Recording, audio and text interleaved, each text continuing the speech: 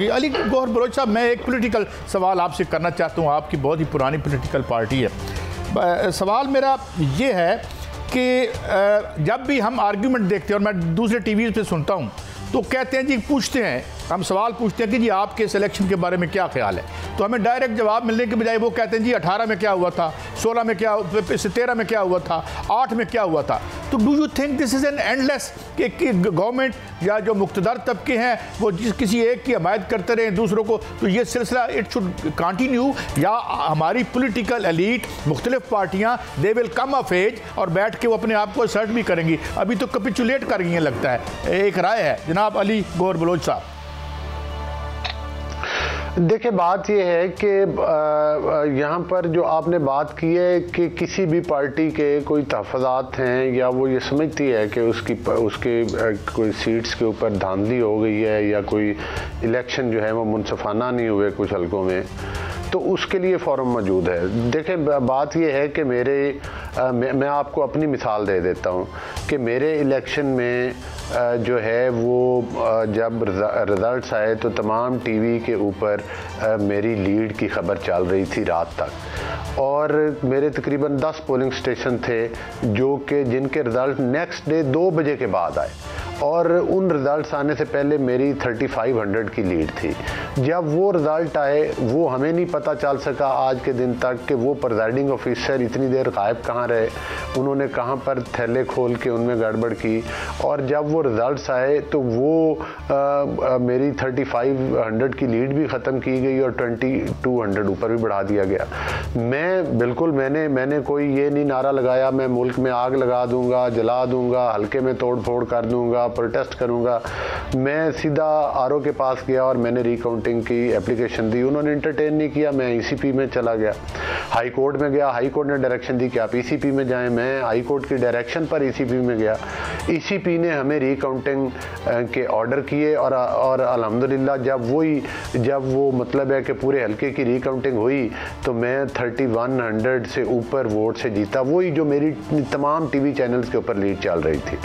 तो गुजारिश करने का मकसद ये है कि इसी तरह से बाकी लोगों को भी मुतलका इदारों के पास जाना चाहिए। हाँ, जिसके जहाँ तहफ़्फ़ुज़ात हैं कि वहाँ उनके साथ ज़्यादती हुई है या कोई वो उनके तहफ़्फ़ुज़ात, लेकिन हमें वो सियासत नहीं दोहरानी चाहिए 9 मई वाली और उससे पहले वाली कि मुल्क में आग लगा देंगे, लॉकडाउन कर देंगे, धरने कर देंगे। ये इन चीज़ों की तरफ,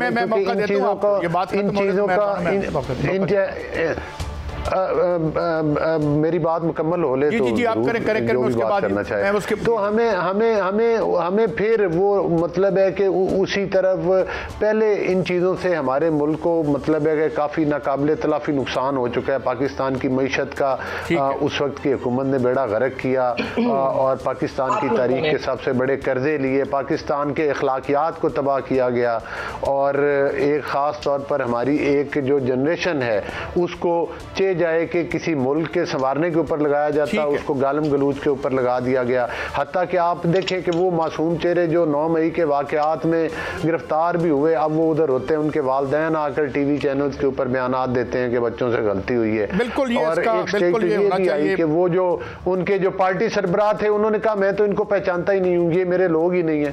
तो मैं समझता हूँ कि ये इन चीज़ों से जितने भी तरक्की याफ्ता ममालिक हैं, हाँ प्रोटेस्ट करना हर पार्टी का हक है, लेकिन इस शर्त पे कि वो पुरअमन होना चाहिए, जिससे अवाम की जिंदगी अजीरन ना हो, जिसमें अवाम को तकलीफ ना हो। पुरअमन एहतजाज करना भी हर पार्टी का हक है। बिल्कुल ठीक आपने कहा। मधु खैल साहब, आपकी इजाज़त से मैं मेहरबान चूँकि रिस्पॉन्ड करना चाहती हूँ, मगर मैं इक्वली टाइम में इंशाल्लाह आपको भी दूंगा। जी, आप क्या रिस्पॉन्ड करना चाहती हैं जो बात अभी की मोहतरम अली गौहर बलोच साहब ने? जी, मुझे पहले मैं करना चाहती थी रिस्पांस, मगर फिर जैसे जैसे मैं उनकी गुफ्तगू सुनती गई तो मुझे ये रियलाइज़ हुआ कि इन सारी जमातों में ना सिर्फ इखलाकियात का फुकदान है मगर का भी फुकदान है, और ये सब मुतमईन है इस फुकदान से। तो इन्हें मैं क्या जवाब दूँ?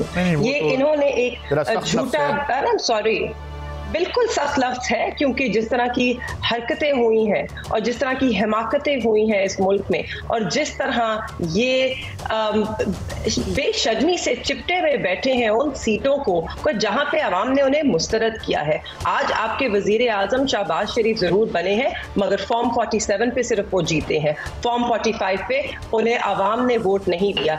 आपकी चीफ मिनिस्टर साहिबा है पंजाब में, वो भी फॉर्म 45 पे 8000 या कुछ वोटों से हारी हैं। देखिए, हम जो फोरम्स हैं उन पे जरूर जा रहे हैं, हम अभी भी यकीन रखते हैं सिस्टम में, मगर जितनी नाइंसाफियां और जिस तरह सियासी इंतकाम का निशाना हमारी जमात को 1.5 साल में बनाया गया, उसकी मिसाल नहीं मिलती।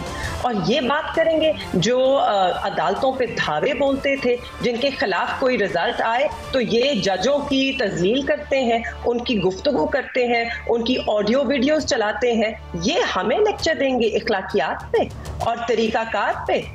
ये होते कौन है हमें लेक्चर देने वाले? रुक जाइए, इस वक्त ये आइन को और जमहूरियत को रोंद रहे हैं सिर्फ और सिर्फ अपनी बादशाहत के लिए।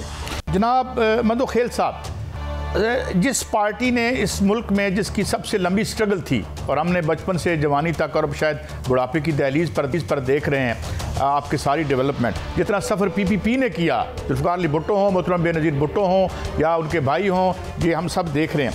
तो ये जो इनके दुख हैं, ये जो बात कर रही हैं, तो आप इस बज़ाहिर तो आप नहीं है हुकूमत कैसा, मगर तमाम आइनी ओहदे आपके पास हैं।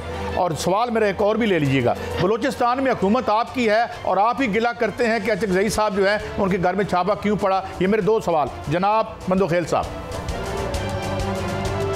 जी बिल्कुल, आपको भी अच्छी तरह पता है कि हुकूमत हमारी है अभी 2 दिन पहले, और छापा किसने पड़वा है ये सबको पता है। और बिलावल भुट्टो साहब ने असम्बली के फ्लोर पे कहा कि ये सदारती इंतखाबात को बनाने की कोशिश है, और उसकी इंक्वायरी की भी उन्होंने रिक्वेस्ट की या हुक्म दिए वज़ीर आला बलूचिस्तान को और CM वज़ीर आज़म साहब।